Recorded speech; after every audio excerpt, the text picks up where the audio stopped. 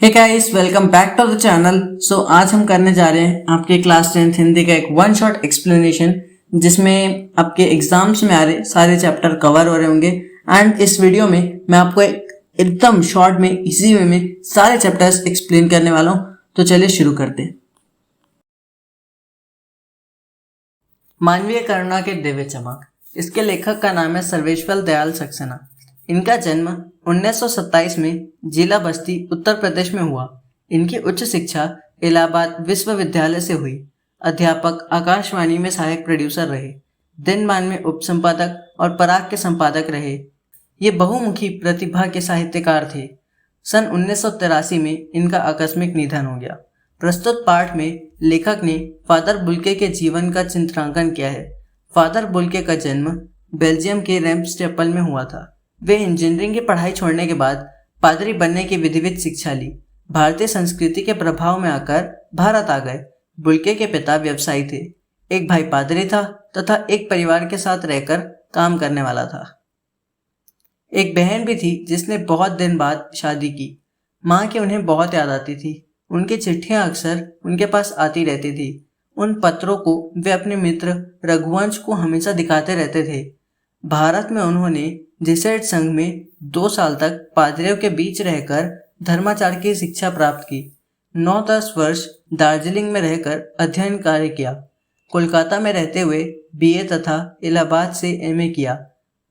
हिंदी से उनका अत्यधिक लगाव रहा। उन्होंने प्रयाग विश्वविद्यालय के हिंदी विभाग से सन 1950 शोक प्रबंध, रामकथा उत्पत्ति और विकास लिखा। रांची में सेंट जेवियर्स कॉलेज के हिंदी तथा सांस्कृतिक विभाग के विभागाध्यक्ष के रूप में उन्होंने काम किया। बुल्के ने मातरलिंग के प्रसिद्ध नाटक ब्लू बर्ड का रूपांतर नीला पक्षी के नाम से किया। बाइबल का हिंदी अनुवाद किया तथा एक हिंदी अंग्रेजी कोश भी तैयार किया। वे भारत में रहते हुए 2-4 बार ही बेल्जियम गए। लेखक का परिचय बुल्के से इलाहाबाद में हुआ, जो कि दिल्ली आने पर भी बने रहे। लेखक उनके महान व्यक्तित्व से बहुत प्रभावित थे, जिससे उनके पारिवारिक संबंध बन गए। वे एक बार रिश्ता बनाते तो तोड़ते नहीं। उनकी चिंता हिंदी को राष्ट्रभाषा के रूप में देखने की थी। वे हिंदी भाषियों को ही हिंदी की उपेक्षा करने पर झुंझलाते और दुखी हो जाते। लेखक के पत्नी और बेटे की मृत्यु पर बुल्के द्वारा सांत्वना देती हुई पंक्ति ने लेखक को अनोखी शांति प्रदान की। फादर बुल्के की मृत्यु दिल्ली में जहरबाद से पीड़ित होकर हुई। अंतिम समय में उनकी दोनों हाथ की उंगलियां सूज गई थी। दिल्ली में रहकर भी लेखक को उनकी बीमारी और उपस्थिति का ज्ञान न होना, इससे अफसोस हुआ। 18 अगस्त 1982 की सुबह 10 बजे कश्मीरी गेट निकलसन कब्रगाह में उनका ताबूत एक नीली गाड़ी से रघुवंश जी के बेटे परिजन राजेश्वर सिंह और कुछ पादरियों ने उतारा और अंतिम छोर पर पेड़ों की घनी छाया से ढके कब्र तक ले जाया गया। वहां उपस्थित लोगों में जैनेन्द्र कुमार, विजेंद्र स्नातक, अजीत कुमार, डॉक्टर निर्मला जैन, इलाहाबाद के प्रसिद्ध वैज्ञानिक डॉक्टर सत्यप्रकाश, डॉक्टर रघुवंश, मसीही समुदाय के लोग और पादरीगण थे। फादर बुल्के के मृत शरीर को कब्र पर लिटाने के बाद रांची के फादर पास्कल टोयना ने मसीही विधि से अंतिम संस्कार किया और सबने श्रद्धांजलि अर्पित की। लेखक के अनुसार फादर ने सभी को जीवन भर अमृत पिलाया, फिर भी ईश्वर ने इन्हें जहरबाद द्वारा मृत्यु देकर अन्याय किया। लेखक फादर को ऐसे सघन वृक्ष की उपमा देते हैं जो अपनी घनी छाया, फल फूल और गंध से सबका होने के बाद भी अलग और सर्वश्रेष्ठ था। लखनवी अंदाज। यशपाल का जीवन परिचय। यशपाल का जन्म सन 1903 में पंजाब के फिरोजपुर छावनी में हुआ था। उनकी प्रारंभिक शिक्षा दीक्षा कांगड़ा में हुई। उन्होंने लाहौर के नेशनल कॉलेज से बीए किया। यहीं उनका परिचय भगत सिंह और सुखदेव से हुआ। इसके बाद वो भारतीय स्वतंत्रता आंदोलन से जुड़ गए। स्वाधीनता आंदोलन के दौरान वो कई बार जेल भी गए। उनकी मृत्यु 1976 में हुई। लखनवी अंदाज कहानी के लेखक यशपाल है। लखनवी अंदाज की कहानी शुरुआत कुछ इस तरह से होती है। लेखक को अपने घर से थोड़ी दूर कहीं जाना था। लेखक ने भीड़ से बचने, एकांत में किसी नई कहानी के बारे में सोचने व ट्रेन की खिड़की से बाहर के प्राकृतिक दृश्यों को निहारने के लिए लोकल ट्रेन के 2nd क्लास का कुछ महंगा टिकट खरीद लिया। जब वो स्टेशन पहुंचे तो गाड़ी छूटने ही वाली थी, इसलिए वो सेकंड क्लास के एक छोटे डिब्बे को खाली समझकर उसमें चढ़ गए। लेकिन जिस डिब्बे में वो खाली समझकर चढ़े थे, वहाँ पहले से ही एक लखनवी नवाब बहुत आराम से पालथी मारकर बैठे हुए थे और उनके सामने 2 ताज़े खीरे एक तौलिए के ऊपर रखे हुए थे। लेखक को देख नवाब साहब बिल्कुल भी खुश नहीं हुए, क्योंकि उन्हें अपना एकांत भंग होता हुआ दिखाई दिया। उन्होंने लेखक से बात करने में भी कोई उत्साह या रुचि नहीं दिखाई। लेखक उनके सामने वाली सीट में बैठ गए। लेखक खाली बैठे थे और कल्पनाएं करने की उनकी पुरानी आदत थी, इसलिए वो उनके आने से नवाब साहब को होने वाली असुविधा का अनुमान लगाने लगे। वो सोच रहे थे शायद नवाब साहब ने अकेले सुकून से यात्रा करने की इच्छा से सेकंड क्लास का टिकट ले लिया होगा, लेकिन अब उनको यह देखकर बिल्कुल भी अच्छा नहीं लग रहा है कि शहर का कोई सफ़ेद पोश व्यक्ति उन्हें सेकंड क्लास में सफ़र करते देखे। उन्होंने अकेले सफ़र में वक्त अच्छे से कट जाए यही सोचकर 2 खीरे खरीदे होंगे, परंतु अब किसी सफ़ेद पोश आदमी के सामने खीरा कैसे खाएं। नवाब साहब गाड़ी की खिड़की से लगातार बाहर देख रहे थे और लेखक कनखियों से नवाब साहब की ओर देख रहे थे। अचानक नवाब साहब ने लेखक से खीरे खाने के लिए पूछा, लेकिन लेखक ने नवाब साहब को शुक्रिया करते हुए मना कर दिया। उसके बाद नवाब साहब ने बहुत ही तरीके से खीरे को धोया और उससे छोटे छोटे टुकड़ों में काटा। फिर उसमें जीरा नमक लगाकर, मिर्ची लगाकर उनको तौलियों में करीने से सजाया। इसके बाद नवाब साहब ने एक और बार लेखक से खीरे खाने के बारे में पूछा, क्योंकि लेखक पहले ही खीरा खाने से मना कर चुके थे। इसलिए उन्होंने अपना आत्मसम्मान बनाए रखने के लिए इस पर पेट खराब होने का बहाना बनाकर खीरा खाने से मना कर दिया। लेखक के मना करने के बाद नवाब साहब ने नमक मिर्ची लगाकर उन खीरे के टुकड़ों को देखा, फिर खिड़की के बाहर देखकर एक गहरी सांस ली। उसके बाद नवाब साहब खीरे की एक फाँक को उठाकर होठों तक ले गए। फाँक को सूंघा। स्वाद के आनंद में नवाब साहब की पलकें मूंद गई। मुंह में भर आए पानी का घूंट गले में उतर गया। उसके बाद नवाब साहब ने खीरे के उस टुकड़े को खिड़की से बाहर फेंक दिया। इसी प्रकार नवाब साहब खीरे के हर टुकड़े को होठों के पास ले जाते, फिर उसको सूंघते और उसके बाद उसे खिड़की से बाहर फेंक देते। खीरे के सारे टुकड़ों को बाहर फेंकने के बाद उन्होंने आराम से तौलिए से हाथ और होठों को पोंछा और फिर बड़े गर्व से लेखक की तरफ देखा, जैसे लेखक को कहना चाह रहे हों कि यही है खानदानी रईसों का तरीका। नवाब साहब खीरे की तैयारी और इस्तेमाल से थक कर लेट गए। लेखक ने सोचा कि क्या सिर्फ खीरे को सूंघकर ही पेट भरा जा सकता है। तभी नवाब साहब ने एक जोरदार डकार ली और बोले, खीरा लजीज होता है पर पेट पर बोझ डाल देता है। यह सुनकर लेखक के ज्ञान खुल गए। उन्होंने सोचा कि जब खीरे की सुगंध और स्वाद की कल्पना से ही पेट भर डकार आ सकती है, तो बिना किसी विचार, घटना, कथा वस्तु और पात्रों के सिर्फ लेखक की इच्छा मात्र से नई कहानी भी लिखी जा सकती है। माता का आंचल। माता का आंचल के लेखक शिवपूजन सहाय हैं। दरअसल माता का आंचल शिवपूजन सहाय के सन 1926 में प्रकाशित उपन्यास देहाती दुनिया का एक छोटा सा अंश है, छोटा सा भाग है।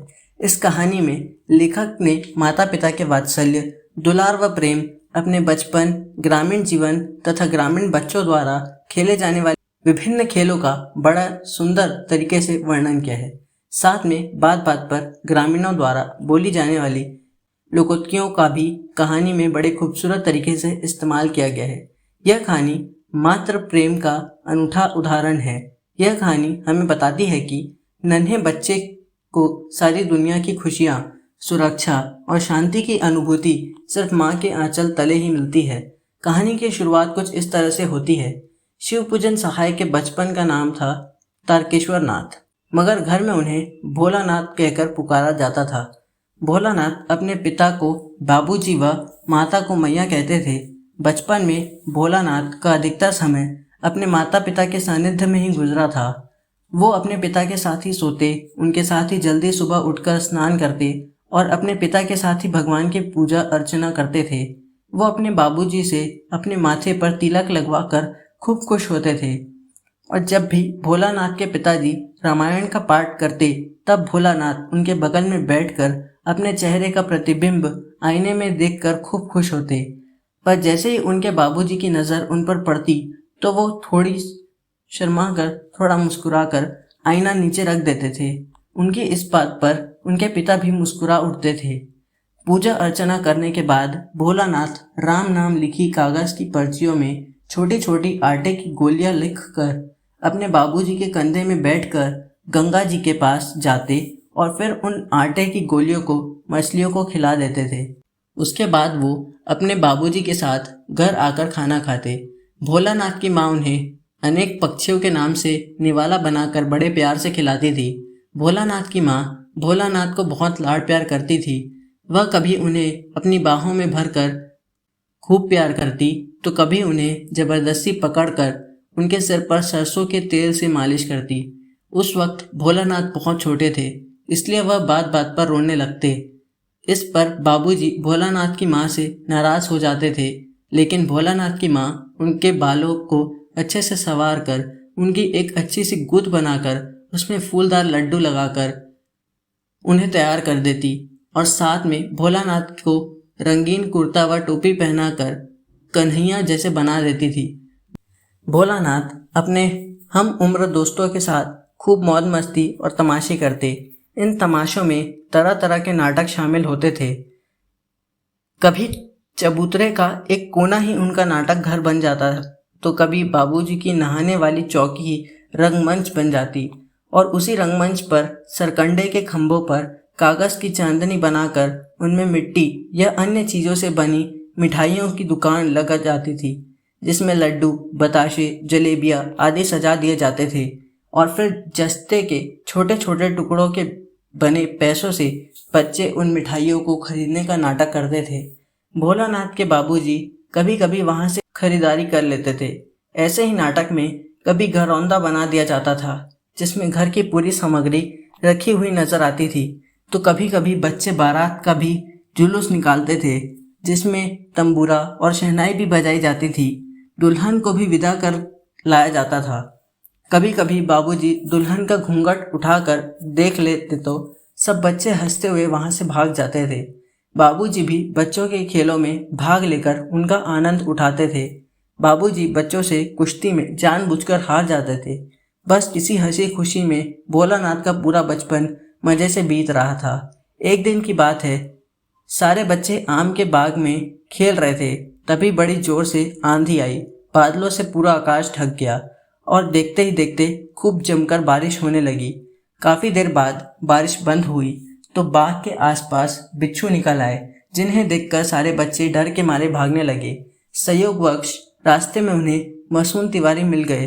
भोलानाथ के एक दोस्त बैजू ने उन्हें चिढ़ा दिया। फिर क्या था, बैजू की देखा सारे बच्चे मासूम तिवारी को चिढ़ाने लगे। मासूम तिवारी ने सभी बच्चों को वहां से खदेड़ा और सीधे पाठशाला चले गए। पाठशाला में उनकी शिकायत गुरुजी से कर दी गई। गुरुजी ने सभी बच्चों को स्कूल में पकड़ लाने का आदेश दिया। सभी को पकड़कर स्कूल पहुंचाया गया। दोस्तों के साथ भोलानाथ को भी जमकर मार पड़ी। जब बाबूजी तक ये खबर पहुंची तो वो दौड़े दौड़े पाठशाला आए। जैसे ही भोलानाथ ने अपने बाबूजी को देखा तो वे दौड़कर बाबूजी की गोद में चढ़ गए और रोते रोते बाबूजी का कंधा अपने आंसुओं से भिगा दिया। गुरुजी की मान विनती कर बाबूजी भोलानाथ को घर ले आए। भोलानाथ काफी देर तक बाबूजी की गोद में भी रोते रहे, लेकिन जैसे ही रास्ते में उन्होंने अपनी मित्र मंडली को देखा तो वो अपने रोना भूलकर मित्र मंडली में शामिल हो गए। मित्र मंडली उस समय चिड़ियों को पकड़ने की कोशिश कर रही थी। भोलानाथ भी चिड़ियों को पकड़ने लगे। चिड़ियां तो उनके हाथ नहीं आई, पर उन्होंने एक चूहे के बिल में पानी डालना शुरू कर दिया। उस बिल से चूहा तो नहीं निकला, लेकिन सांप जरूर निकल आया। सांप को देखते ही सारे बच्चे डर के मारे भागने लगे। भोलानाथ भी डर के मारे भाग रहा था और गिरते पड़ते जैसे तैसे घर पहुंचे। सामने बाबूजी बैठकर हुक्का पी रहे थे, लेकिन भोलानाथ जो अधिकतर समय अपने बाबूजी के साथ बिताते थे, उस समय बाबूजी के पास न जाकर सीधे अंदर अपनी माँ की गोद में जाकर छुप गए। डर से कांपते हुए भोलानाथ को देखकर माँ घबरा गई। माँ ने भोलानाथ के जख्मों की धूल को साफ कर उसमें हल्दी का लेप लगाया। डरे व घबराए हुए भोलेनाथ को उस समय पिता के मजबूत बाहों के सहारे व दुलार के बजाय अपनी माँ का आंचल ज्यादा सुरक्षित व महफूज लगने लगा। जॉर्ज पंचम की नाक। इंग्लैंड की रानी एलिजाबेथ द्वितीय अपने पति के साथ हिंदुस्तान पधारने वाली थी। देश की सारी अखबारें इस शाही दौरे की खबरों से भरी थी। इस दौरे के लिए छोटी से छोटी बात पर भी सबकी निगाहें टिकी हुई थी। रानी का दर्जा परेशान था कि हिंदुस्तान, पाकिस्तान और नेपाल के दौरे पर रानी कब क्या पहनेगी। उनका सेक्रेटरी और जासूस भी उनसे पहले ही दौरा करने वाले थे। फोटोग्राफरों की फौज तैयार हो रही थी। रानी की जन्मपत्री और प्रिंस फिलिप के कारनामों के अतिरिक्त अखबारों में उनके नौकरों, बावर्चियों, खानसामों, अंगरक्षकों और कुत्तों की तस्वीरें छापी गई थी। दिल्ली में शाही सवारी के आगमन से धूम मची हुई थी। वहां की सदा धूल मिट्टी से भरी रहने वाली सड़कें साफ हो गई। इमारतों को सजाया गया, संवारा गया। एक बहुत बड़ी मुश्किल सामने आ गई थी। नई दिल्ली में जॉर्ज पंचम की मूर्ति की नाक नहीं थी। जॉर्ज पंचम की नाक के लिए किसी वक्त आंदोलन हुए थे। राजनीतिक पार्टियों ने प्रस्ताव पास किए थे। अखबारों के पन्ने रंग गए थे। बहस इस बात पर था कि जॉर्ज पंचम की नाक रहने दी जाए या हटा दी जाए। इसके लिए हथियारबंद पहरेदार तैनात कर दिए गए थे। पर इंडिया गेट के सामने वाली जॉर्ज पंचम की मूर्ति की नाक अचानक गायब हो गई थी।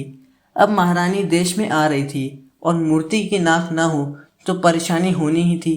देश की भलाई चाहने वाले की एक मीटिंग बुलाई गई जिसमें सभी इस बात से सहमत थे कि मूर्ति की नाक तो होनी ही चाहिए। यदि वह नाक न लगाई गई तो देश की नाक भी नहीं बचेगी। उच्च स्तर पर सलाह मशविरे से तय किया गया कि किसी मूर्तिकार से मूर्ति की नाक लगवा दी जाए।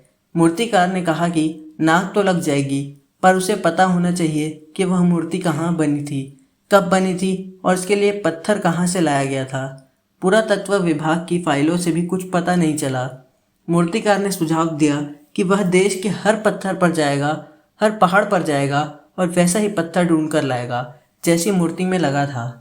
मूर्तिकार हिंदुस्तान के सभी पहाड़ों, प्रदेशों और पत्थरों की खानों के दौरे पर निकल गया, परंतु उसे वैसा पत्थर कहीं नहीं मिला।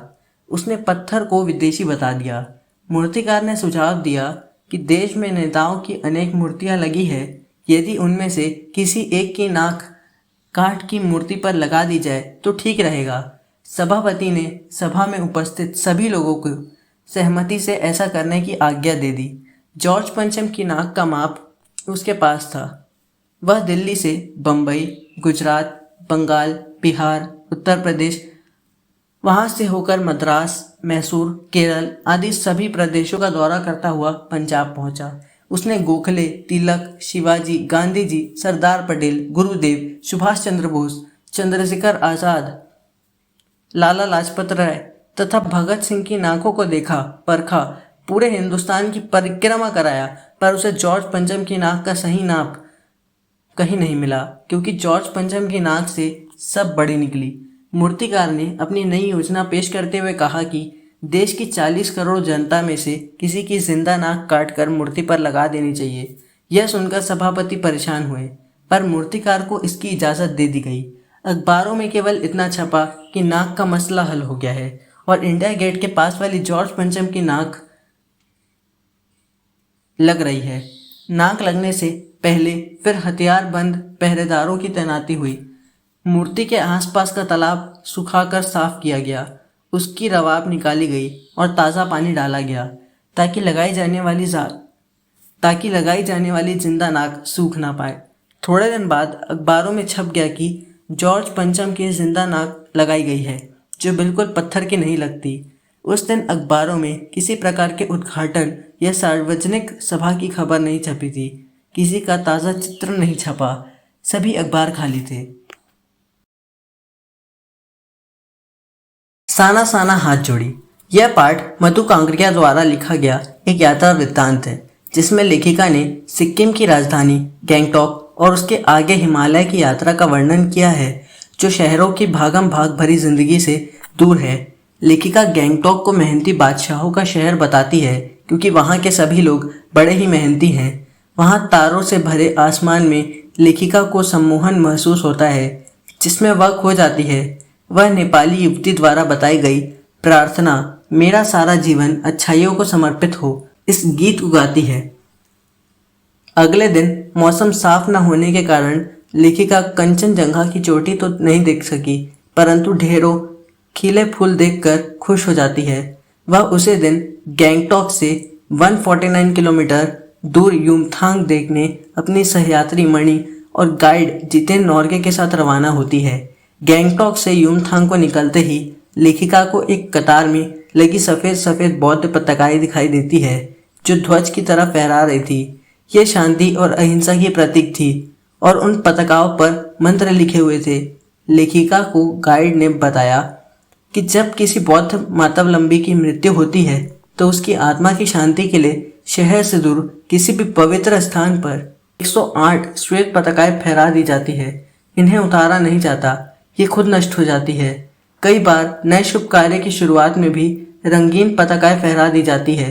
जितेन ने बताया कि कभी लॉन्ग स्टॉक नामक स्थान पर गाइड फिल्म की शूटिंग हुई थी। आगे चलकर मधु जी को एक कुटिया के भीतर घूमता हुआ चक्र दिखाई दिया जिसे धर्म चक्र या प्रेयर व्हील कहा जाता है। नॉर्गे ने बताया कि इस घुमाने से सारे पाप धुल जाते हैं। जैसे जैसे वो लोग ऊंचाई की ओर बढ़ने लगे वैसे वैसे बाजार, लोग और बस्तियां आंखों से ओझल होने लगी। घाटियों में देखने पर सब कुछ धुंधला दिखाई दे रहा था। उन्हें हिमालय पल पल परिवर्तित होते महसूस हुआ। वह विशाल लगने लगा था। 7 सिस्टर्स वाटरफॉल पर जीप रुकती है। सभी लोग वहां की सुंदरता को कैमरे में कैद करने लग जाते हैं। झरने का पानी में लेखिका को ऐसा लग रहा था जैसे वह उनके अंदर की सारी बुराइयां और दुष्टता को भाकर ले जा रहा हो। रास्ते में प्राकृतिक दृश्य पल पल अपना रंग ऐसे बदल रहे थे जैसे कोई जादू की छड़ी घुमाकर सब कुछ बदल रहा है। थोड़ी देर के लिए जीप थिंक ग्रीन लिखे शब्दों के पास रुकी। वहां सभी कुछ एक साथ सामने था। लगातार बहते झरने थे। नीचे पूरे वेग से बह रही तीस्ता नदी थी। सामने धुंध थी। ऊपर आसमान में बादल थे और धीरे धीरे हवा चल रही थी जो आसपास के वातावरण में खिले फूलों की हंसी चारों ओर बिखेर रही थी। कुछ औरतों की पीठ पर बंधी टोकरियां में बच्चे थे। इतने सुंदर वातावरण में भूख, गरीबी और मौत के निर्मम दृश्य ने लेखिका को सहमा दिया। एक कर्मचारी ने बताया कि ये पहाड़ी रास्ते को चौड़ा बना रही है। कई बार काम करते समय किसी न किसी व्यक्ति की मौत हो जाती है क्योंकि जब पहाड़ों को डायनामाइट से उड़ाया जाता है तो उनके टुकड़े इधर उधर गिरते हैं। यदि उस समय सावधानी न बरती जाए तो जानलेवा हादसा घट जाता है। लेखिका को लगता है सभी जगह आम जीवन की कहानी एक सी है। आगे चलने पर रास्ते में बहुत सारे पहाड़ी स्कूली बच्चे मिलते हैं। जितेन बताता है कि ये बच्चे 3-3.5 किलोमीटर की पहाड़ी चढ़ाई चढ़कर स्कूल जाते हैं। ये बच्चे स्कूल से लौटकर अपनी माँ के साथ काम करते हैं। यहाँ का जीवन बहुत कठोर है। जैसे जैसे ऊंचाई बढ़ती जा रही थी वैसे वैसे खतरे भी बढ़ते जा रहे थे। रास्ता तंग होता जा रहा था। सरकार की गाड़ी धीरे चलाए चेतावनियां के बोर्ड लगे थे। शाम के समय जीप चाय बागानों में से गुजर रही थी। बागानों में कुछ युवतियां सिक्किमी परिधान पहने चाय की पत्तियां तोड़ रही थी। चारों ओर इंद्रधनुषी रंग छटा बिखेर रहे थे। युमथांग पहुंचने से पहले वे लोग लायुंग रुके। लायुंग में लकड़ी से बने छोटे छोटे घर थे। लेखिका सफर की थकान उतारने के लिए तीस्ता नदी के किनारे फैले पत्थरों पर बैठ गई। रात होने पर जितेन के साथ अन्य साथियों ने नाच गाना शुरू कर दिया था। लेखिका की सहयात्री मणि बहुत सुंदर नृत्य किया। लायुंग में अधिकतर लोगों की जीविका का साधन पहाड़ी आलू, धान की खेती और शराब था। लेखिका को वहां बर्फ देखने की इच्छा थी परंतु वहां बर्फ नहीं दिखी थी। एक स्थानीय युवक के अनुसार प्रदूषण के कारण यहाँ स्नोफॉल कम हो गया था। कटाव में बर्फ देखने को मिल सकती है। कटाव को भारत का स्विट्जरलैंड कहा जाता है। मनी जिसने स्विट्जरलैंड घूमा था उसने कहा कि यह स्विट्जरलैंड से भी सुंदर है। कटाव को अभी तक टूरिस्ट स्पॉट नहीं बनाया गया था इसलिए यह अब तक अपने प्राकृतिक स्वरूप में था। लायुंग से कटाव का सफ़र 2 घंटे का था। कटाव का रास्ता खतरनाक था। जितेन अंदाज से गाड़ी चला रहा था। चारों ओर बर्फ से भरे पहाड़ थे। कटाव पहुंचने पर हल्की हल्की बर्फ पड़ने लगी थी। सभी सहयात्री वहां के वातावरण में फोटो खिंचवा रहे थे। लेखिका वहां के वातावरण को अपनी सांसों में संभालने चाहती थी। उसे लग रहा था कि यहाँ के वातावरण ने ही ऋषि मुनियों को वेदों की रचना करने की प्रेरणा दी होगी। ऐसे असीम सौंदर्य को यदि कोई अपराधी भी देख ले तो वह भी आध्यात्मिक हो जाएगा। मनी के मन में भी दार्शनिकता उभरने लगी थी। वह कहती है कि प्रकृति अपने ढंग से सर्दियों में हमारे लिए पानी इकट्ठा करती है और गर्मियों में ये बर्फ शिलाएं पिघलकर जलधारा बनकर हम लोगों की प्यास को शांत करती है। प्रकृति का यह जल संचय अद्भुत है। इस प्रकार नदियों और हिम शिखरों का हम पर ऋण है। थोड़ा आगे जाने पर फौजी छावनियां दिखाई दी। चूंकि यह बॉर्डर एरिया था और थोड़ी ही दूर पर चीन की सीमा थी। लेखिका फौजियों को देखकर उदास हो गई। वैशाख के महीने में भी वहां बहुत ठंड थी। वे लोग पौष और माघ की ठंड में किस तरह रहते होंगे। वहां जाने का रास्ता भी बहुत खतरनाक था। कटाव से युमथांग की ओर जाते हुए प्रियुता और रुडोंड्रो ने फूलों की घाटी को भी देखा। युमथांग कटाव जैसी सुंदर नहीं थी। जितेन ने रास्ते में बताया कि यहाँ पर बंदर का मांस भी खाया जाता है। बंदर का मांस खाने से कैंसर नहीं होता। युमथांग वापस आकर उन लोगों को वहाँ सब फीका फीका लग रहा था। पहले सिक्किम स्वतंत्र राज्य था, अब वह भारत का एक हिस्सा बन गया है। इससे वहाँ के लोग बहुत खुश हैं। मनी ने बताया कि पहाड़ी कुत्ते केवल चांदनी में भौंकते हैं। यह सुनकर लेखिका हैरान रह गई। उसे लगा कि पहाड़ी कुत्तों पर भी ज्वार भाटे की तरह पूर्णिमा की चांदनी का प्रभाव पड़ता है। गुरु नानक के पद चिन्हों वाला एक ऐसा पत्थर दिखाया जहाँ कभी उनकी थाली से चावल छिटक कर बाहर गिर गए थे। खेदुम नाम का 1 किलोमीटर का एक ऐसा क्षेत्र भी दिखाया जहाँ देवी देवताओं का निवास माना जाता है। नॉर्गे ने पहाड़ियों के पहाड़ों, नदियों, झरनों और वादियों के प्रति पूज्य भाव की भी जानकारी दी। भारतीय आर्मी के कप्तान शिखर दत्ता के सुझाव पर गैंगटॉक ने पर्यटक स्थल बनने और नए रास्तों के साथ नए स्थानों को खोजने के प्रयासों के बारे में भी बताया। अट नहीं रही है।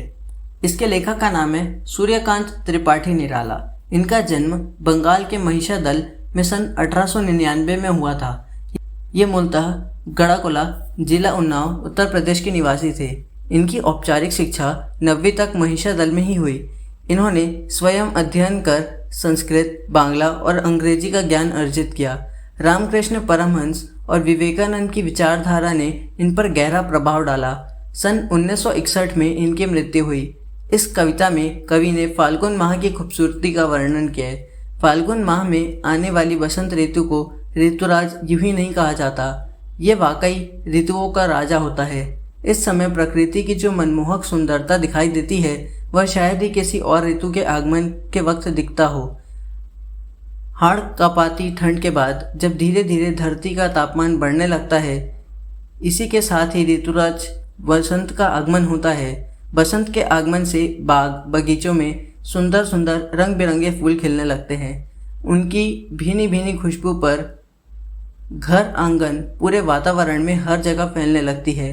कवि ने प्रकृति का मानवीकरण करते हुए कहा कि ऐसा लगता है मानो जैसे फाल्गुन के सांस लेने से पूरा वातावरण खुशबू से भर गया हो और सुंदर सुंदर रंग बिरंगे खिले फूल कवि को ऐसे लगते हैं जैसे प्रकृति ने अपने गले में कोई सुंदर सी माला पहनी हो। इसी के साथ पेड़ पौधों में नए पत्ते लगने लगते हैं। आम, लीची में बेर आनी शुरू हो जाती है। चारों तरफ हरियाली छाने लगती है। रंग बिरंगी तितलियां व भौरों के मधुर गीत हर तरफ सुनाई देते हैं। इस समय प्रकृति की अद्भुत घटा देखने लायक होती है। ऐसा लगता है मानो प्रकृति ने किसी दुल्हन की तरह अपना श्रृंगार किया हो, जिस पर से आंख हटानी कवि को मुश्किल लग रहा है।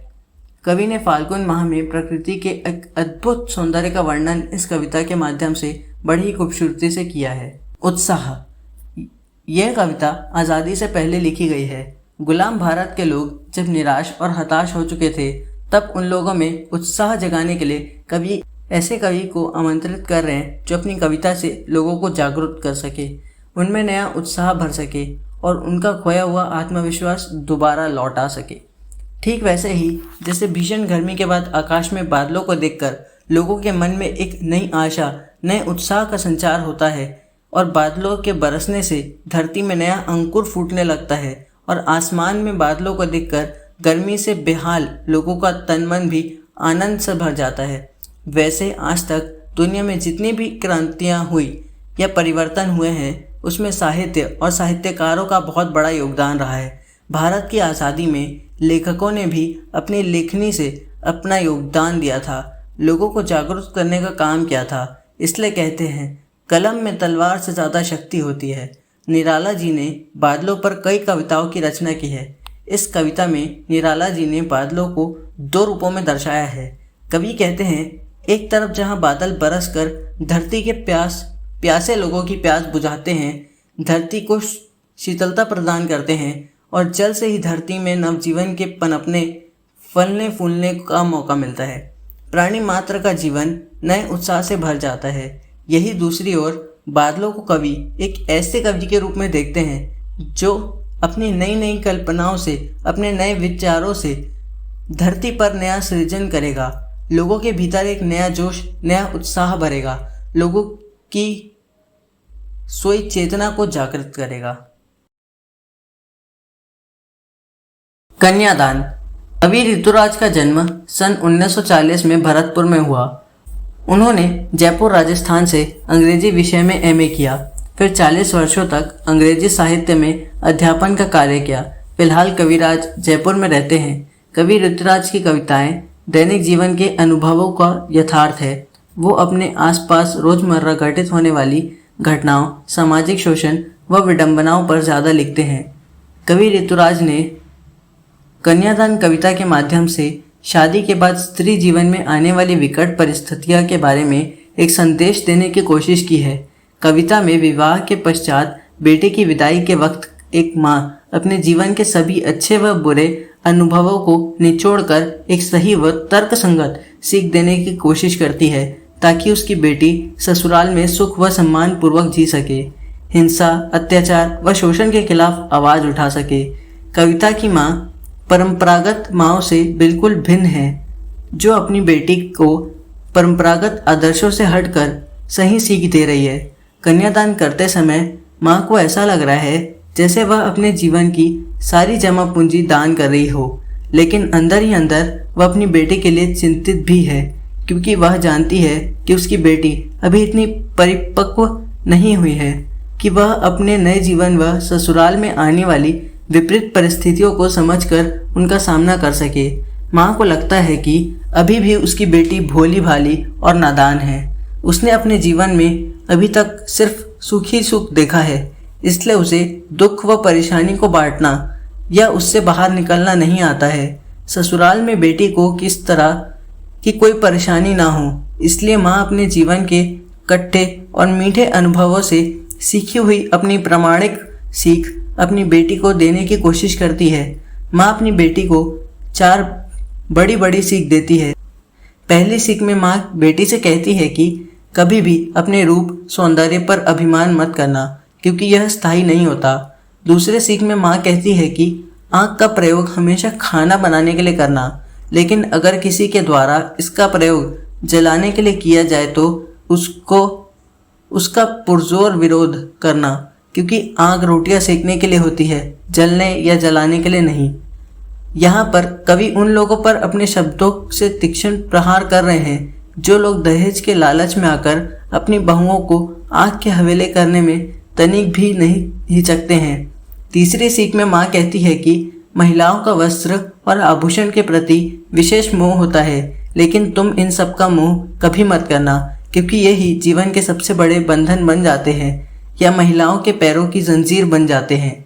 और अंतिम सीख देते हुए माँ कहती है कि लड़की होना पर लड़की जैसे मत दिखाई देना, अर्थात मर्यादा, लज्जता, शिष्टता, विनम्रता, ये सभी स्त्री सुलभ गुण हैं। इनको तुम बरकरार रखना, लेकिन इन्हें कभी अपनी कमजोरी मत बनने देना। अन्याय और अत्याचार का हमेशा डटकर सामना करना, उसके खिलाफ अपनी आवाज़ बुलंद करना। तो गाइस, आई होप कि आपको एक्सप्लेनेशन समझ आया होगा। If you have any doubt, please let me know in the comment section and like, share and subscribe. We will meet in the next one. Till then, goodbye.